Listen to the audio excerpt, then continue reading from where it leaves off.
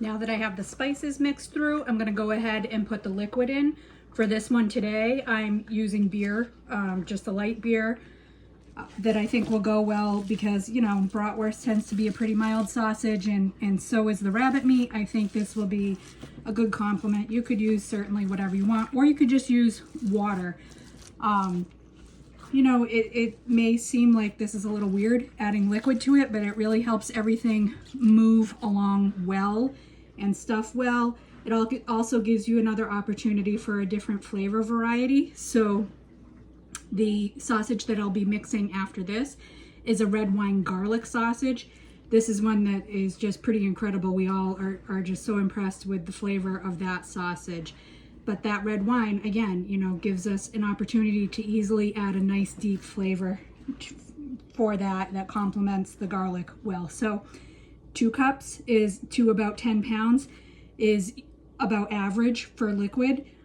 If you went a little more, isn't really going to hurt too much. The liquid will cook away when you're cooking it, so it's not like you end up with watery sausage. You're really never even going to know that you had it in there. So I like to kind of just flatten it out a little bit in here. You know, if you're mixing in a bowl or whatever, and just dump it in the bowl. There's really no trick to this. I like to do this before it's chilled out for the next grind and before it's chilled out for the stuffing, because then the liquid is cold as well and everything is evenly cold and it will move through really nicely. The liquid is mostly to keep your sausage moving and moist in the process.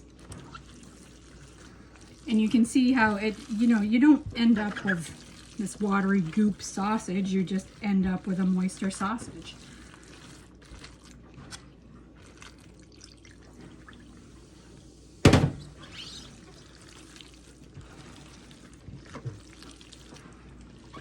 Also, the liquid is really helpful in helping to distribute the spices and any dry ingredients that you have in there. You know, pepper's one that doesn't like to move a lot on its own.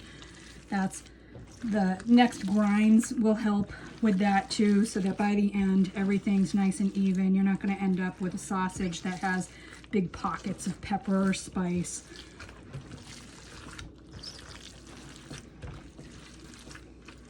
And again, pretty simple process to work with. 10 pounds is kind of a nice amount to work with. It's not too hard to manage and to handle.